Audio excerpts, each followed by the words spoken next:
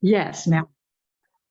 All right. Well, I got the inspiration for this morning's topic from the latest issue of Horological Times, where they talked about their, they don't call them chapters, but they have a group up in Michigan, and what they had was a meeting, and all it was questions and answers.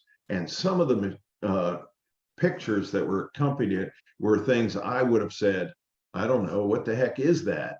And I've always enjoyed the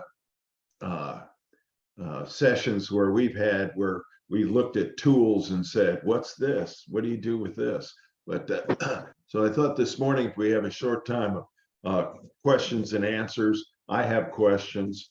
But before we get to that, as I always do, I'm plugging the Texas All chapter in August.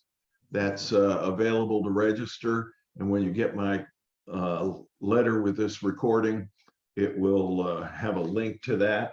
Also, up in Ithaca at the Nexus Center is the Eastern State Regional, and that's in August as well. And both of those are available to register. I think they got on the Hey Early Register because between now and then there is the national. So they didn't want to get lost in the shuffle, but those are regionals that are attended. So I'll plug those. If you haven't ordered a copy of the S-Town book from headquarters, it's quite an interesting look. Bob, I think you mentioned that you received that book.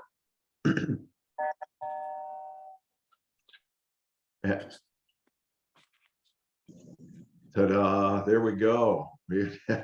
And the images in it of clocks I found interesting because one of them is of a deep sea diver helmet with a clock in it. Well, the watch group here in Louisville, who is getting together again this Sunday, one of those gentlemen had a diving helmet just like that, that had a clock in it. And Dennis, who is usually on here with us, made a wooden base for it. It was beautiful woodworking, but I was going to try and compare those two clocks to see if maybe this rare clock that is part of the S-Town, we might have one here in L-Town. That would be Louisville for those of you who are unfamiliar where we are. So that's great. Andrew from Lexington has joined us. He actually I private messaged me on the forum to ask to be added. So that worked out well. Welcome, Andrew. Hello, Andrew. Good to be here. Good to have you. Good to meet fellow clock people. Well, there aren't many around over here. No. Well, we have to ask the question, are you a clocker or a watcher? Because clocker, yes. Watches I've never done much with. People ask me about them. For me, it's just too small. Maybe once I get better at clocks, maybe I'll venture that way, but my eyesight's not that good. So stuff like this is well, understand. Dennis, they're fascinating. Yeah. Dennis, who is started joining us here regularly, is a watcher, I believe. Okay. At least he changes batteries in Accutron. So, yes, sir. In fact, to report on that, the one of them, the railroad watch, I had two of them. One of them runs absolutely perfect. The other was dead when I put a new battery in it. And 4 days after I put the battery in it, it started up, ran until the cannon pin started slipping, and now it sits there at 625 forever. While the second hand's running, and it's unusual to see the second hand running when the minute hand doesn't run, because normally when we look at a standard mechanical watch, neither one will run when the cannon pinning is loose. That's true. That's true. It's all, while we were at the chapter 35 in-person meeting over the weekend, there was the question of, hey, the clock is running, but the hand sometimes stalls or stops. And there, I think, Beverly, how many different answers did you get to that question? Well, several suggestions of what it could be. I have taken it apart, and I do have some questions about that center arbor. And you had suggested perhaps the tension was not tight enough. Is that correct? Yeah. And so what do I need to do on this to tell whether or not that's a problem? Well, if you grab a hold of the center arbor and turn the gear, does it slip very easily on that? It slips slightly, Okay. but not very far. Well, wait a minute. It does go very, yeah, it kind of turns Well, without me exerting very much pressure. okay. Then if that is the problem, then the solution would be to tighten that tension washer. And you do that by, Exactly. How do I do that? Tom, you want to chime in? Well, depends on how it's attached. If is there a pin, a cross pin that goes through the arbor? There is. Yes. You probably want to remove that to free it up so that you can get that washer separated, and then bend the ears up just a little bit, push it back up, slide the cross pin back in, and test the tension. If you get it too tight, then it can stall. If it's too loose, it can just spin. So it's kind of needing to get that happy medium in there. Okay. That's funny you guys mentioned this. I've got a German Vienna that I'm working on right now, and I've taken it all apart, put it back together, and everything's ticking away beautifully, but the hands aren't moving. So I was just going to suggest the same thing. I use a pair of parallel pliers I have to compress the spring so that you can pull the pin out. Otherwise that washer will fly on you if it's real. That was my next step, was take that out and just bend that. I have like a three-way that's holding that down. That's the tensioner, I guess, on that outer ring. And that was going to be my next move. Of course, now that you've got it all back together, you got to take everything apart to pull it out. Well, this is only what, the 16th time you've taken this movement apart, Beverly? Yeah. Oh, at least that. Possibly more. But once you go through a movement and you wiggle all the waggles out of it, then the next movement that comes up, you are then aware of all those wiggles to work on. Or the second, third time that you put it back together, it goes back together a whole lot quicker too. I am getting a little faster. Yep. That's it. Well, I know that was a great gathering. One of the things, Eric is coming on here. I'm going to ask Eric if he got a picture of that Florida clock, Ansonia, Florida clock that was the show and tell piece of the day. Pat Higdon, who lives here in Louisville, who we all bow to when it comes to refinishing statues and metal case clocks, brought it for display. And what a beautiful restoration was done. Good morning, Eric. I got a couple shots of it. It's still on the camera. Okay, but show and tells are great because it raises a lot of questions. I know my main question was, if you've ever used rub and buff, there's lots of videos and everything that shows how to apply it, but none of them have really explained how you prepare the surface. And I was glad that Pat was there and I could ask him. He said, just some good old alcohol, rub it all down, toothbrush it, clean it, let it dry thoroughly, and then it's ready for that rub and buff finish. I keep leaning towards the antique gold, and he keeps telling me, no, you really ought to think about doing it in pewter. But we'll see how that works out. It's that case right there. And it originally had some kind of gold on it, only because there's still traces of it in the fine crevices. So that's what I'm working on in the questions that I have. The other one is I have a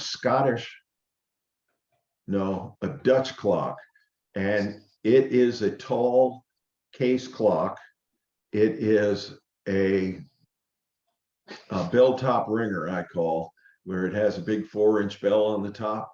The only trick is it has 3 trains.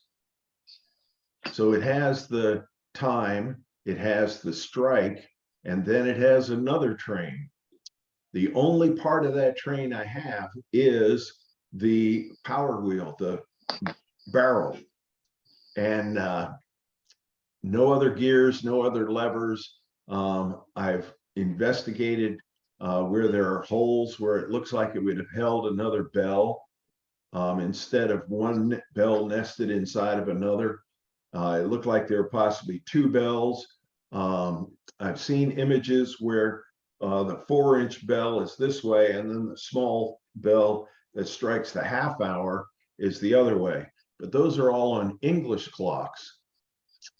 The difference is that English clocks have the count wheel inside, in between the plates, where the Dutch have it as a rack and snail. Anybody ever seen one? New to me. Not me, no. Hey, Frank, I'll bet in a couple weeks you'll probably be able to find one either at the National or at the museum. And if you find one at the museum, you can probably talk Rory into pulling the hood off of it, so let you take a look at it. Oh, I might do that. I might do that. I will be investigating it. And I guess that brings up the real question that I have. When you come across a piece like this that you're working on, and the owner is used to it just striking the hour, do you restore the additional train and give them a surprise? Or do you just make sure it's functioning properly, striking the hour? I usually ask whether I'm gonna, if I'm gonna do something like clean a case or touch up something, I always ask first. To me, customers don't necessarily like surprises. You may think it looks gorgeous. They may think you've absolutely ruined it. So just my opinion. And this lady said to me, well, it used to strike the half hour. I don't know when. Did the pieces fall out or what? No, I checked the bottom of the clock. Or It would did take somebody more- named Hunter work on it? No, Inside joke there. Yep. local joke. Yeah. But I find it's usually something like my brother-in-law worked on it for a while or something, and he couldn't get it to work. yeah, it usually starts with my husband. Yeah. My husband was messing with it. He overwhelmed me. I've never heard of a separate train for the half hour though. That is odd.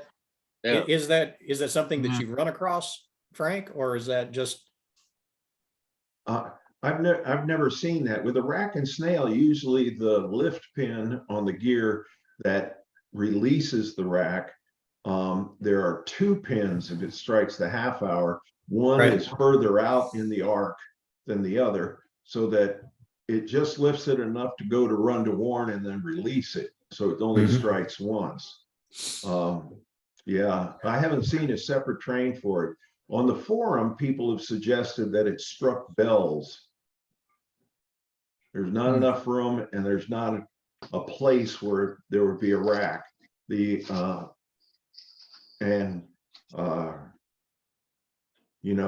music, the roll in between the plates. But No water wheels or beer steins or anything at all? no, yeah, water wheels. No, the lumberjacks on the front, none of that. It And does most of have, those musical clocks have a very deep case to fit that cylinder into, or the Right. rack bells. yeah. And next Wednesday after the meeting, I'm going to help move a large Dutch clock that I've worked and restored. And it actually plays a minute-long tune and then strikes the hour on one bell. The other one at the half hour plays a 30-second tune and then strikes the hour on a different bell. It has 13 nested bells in it. It's a great big thing. This one I'm working on, it's not that. So Did y'all see the one that was in the tall case clock exhibit at the Speed? That was a very, very interesting clock. It was a German type movement with all sorts of stuff in it in a Kentucky case, which was very, very interesting. But it was a neat movement, and I think what's his name, Al Dodson, had restored that some years ago. He was probably one of the few people in the country that could. mhm. That we were scared to death that we were going to do something to it. In fact, I had to, after we reinstalled it, I had to go over there to Lexington and get running. Fortunately, it wasn't anything serious to get it back to where it was in running condition. So Mhm. beautiful clock though. Yeah. Well, and the other thing unusual about this Dutch clock is that it doesn't have Atlas on the top of it. You know, normally they have Atlas holding up the world and then two winged figures on either side. But this one just has finials. So they may have been changed out in the past, may have been changed out. Well, is it anybody else that'd like to pop up a question here before I work on filling in?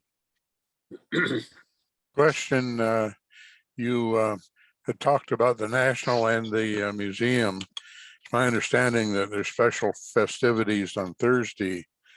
Is there a schedule for things or just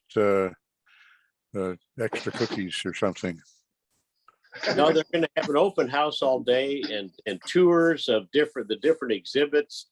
I'll see if I can find. There's actually I can't remember what the website is. It's got the whole convention schedule and it includes. Yeah, I've seen that. Yeah. Yeah, last time I was there, Bob, I didn't see the scheduled activities or any place to sign up for those tours and things on Thursday. But we can look again. I'll make a note of it, put a link to it. Do Bob, those. is there a sign up? I don't know if there's a Show up. sign. I think it's just basically anybody that wants to take the tour, as far as I know. But yeah, they're still working their tails off getting everything ready, and apparently it's really coming. It's looking great. John Cody was there last week putting together a exhibit on chronograph watches, and he said that it looks great, looks fantastic what they've done. So looking forward to seeing it. Hey, Frank, you did mention the local meeting last Saturday. Looking forward into August, Bob had mentioned several weeks ago that there is a joint group meeting over in Burlington on the same day that we would typically be doing it, which was August 19th. Is that right, Bob? Saturday the 19th? I believe so. So I guess we need to make a choice. Are we going to try and join them over in Burlington, or do we want to go ahead and do something like on the 12th or the 26th? Frank, you in front of you, you got the New York, the Ithaca show. What weekend is that? Is that weekend or the weekend after? The Ithaca show is August 25th and 26th. Okay, so it's the next weekend. And then the one in Dalton, Georgia is the Labor Day weekend, the weekend after that. So, yeah. And the All Tex. Yeah, Tom, do you have a contact for that show? No, Bob did. Yeah, I'll give I'll give Earl a call if I get a hold of him. But we just kind of wanted to poll the people here to see if they'd rather have a local meeting or try to have a joint meeting with them. They usually get a fairly good turnout. They had one in Burlington. What was that? I think you were there, Frank. Wasn't it 4 or 5 years ago? And Yeah. Burlington's not too far away. So No. Andrew, have you ever been up to Burlington? It's north No, of you. uh-uh. Okay. What we're talking about is they're having a joint chapter meeting in March up there in Burlington. They do periodically. And I understand the dummy museum is opened again. So, you know, What state ventriloquist is dummy. Burlington? What state is Burlington in? Is that It's in Indiana? Kentucky. It is Yeah. Kentucky? if you go up I-71, I-75 and get off at the Florence Mall exit and just Y'all, go west, it's about 5-6 miles down the road. That's not the Lexington chapter then, right? What No, no, chapter it's would that actually be? Ohio chapters that are organizing it. Okay. All right. In fact, I'll scan the notice that I got about it and attach it this week. All right. I guess we just need to make a choice within the next few weeks so we can go ahead and schedule the hall at Kiana if we're going to do local. Very good. All right. Oh, it's right next to Cincinnati then. Yep. Okay.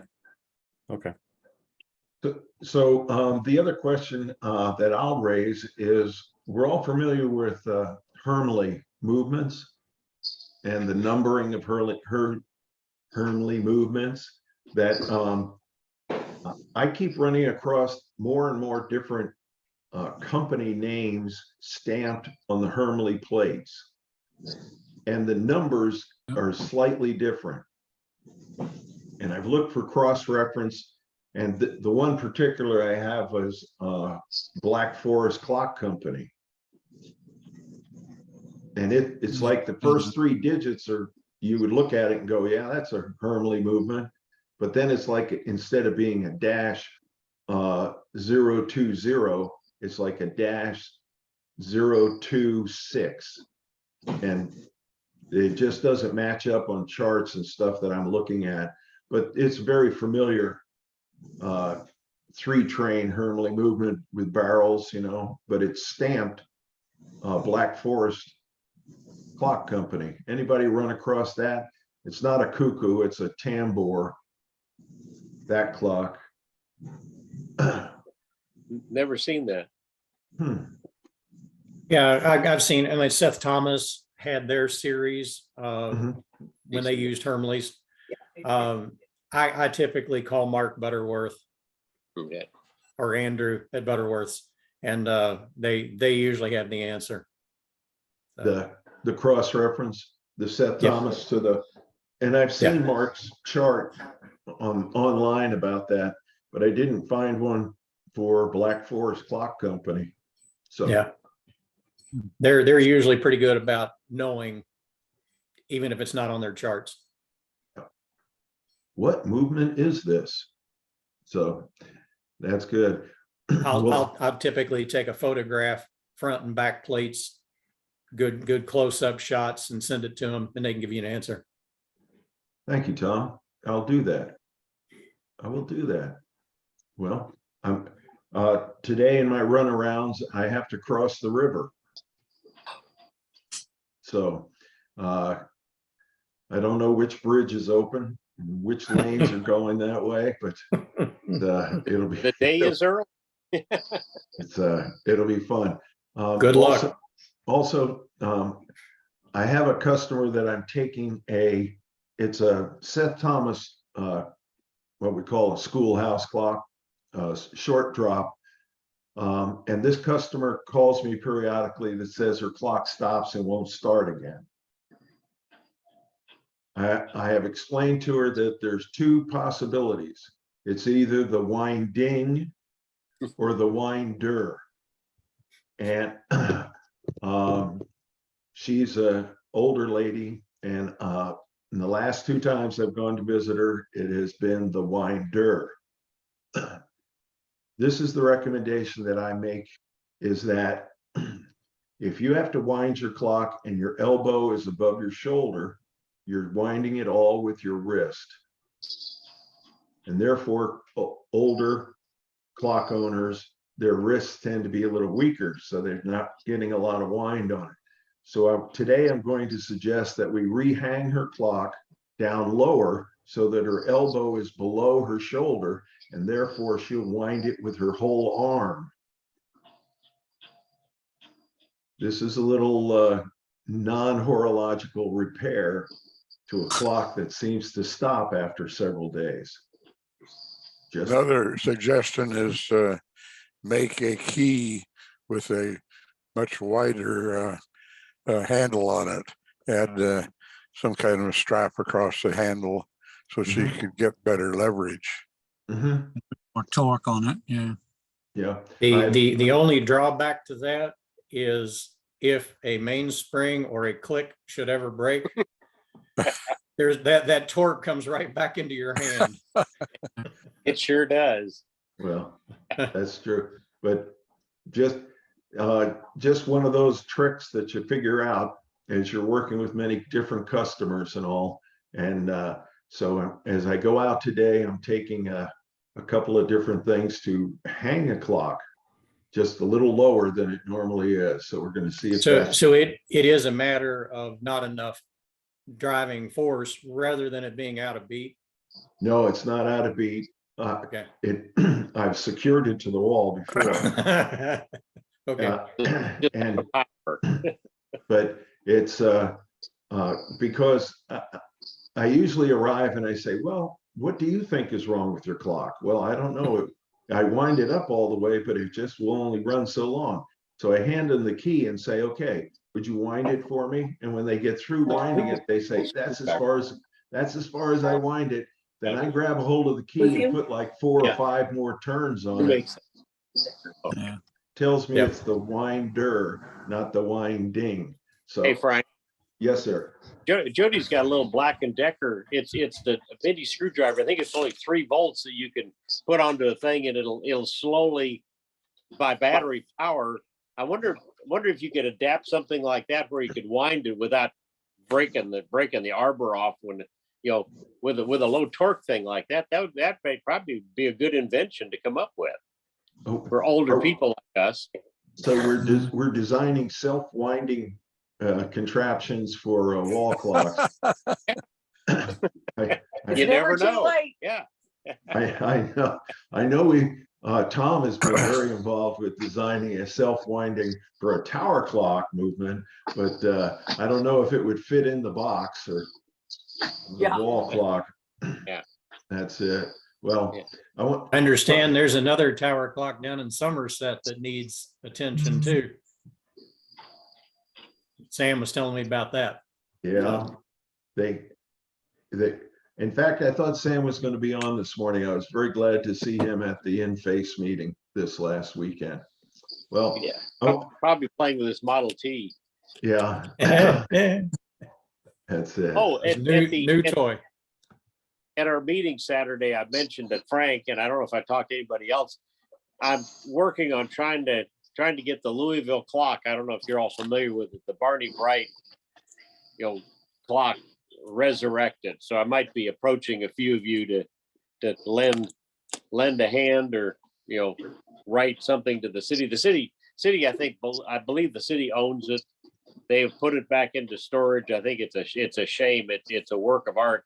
If you ever get a chance to Google Louisville clock Barney Bright and you watch the videos on this thing, it's just, it's a piece of Louisville folk art that should be on display. It's ridiculous. Can you get us access and so we can get like video of where it's in storage? Well, Dick Clay, who is the CEO of the Filson Club, is a friend of mine, and I approached him. I've done him some favors. He put me in touch with Barbara Sexton Smith, who's the deputy mayor and she was very enthusiastic. Well, she turned me over to Mark Zoller, who I think is the head of facilities management or something, and another lady who is apparently the head of the arts council for the city. And Mark told me it's in a warehouse at Payne and Lexington Road. And he said the small pieces are packed in a crate. The large parts are under an overhang, so it is protected. I was actually gonna make an appointment with him last Thursday to go look at it.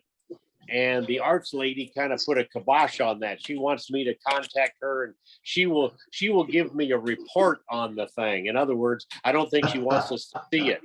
If I, this is if I had to guess as to what's going on. So, Yeah. but I think They don't want to be embarrassed.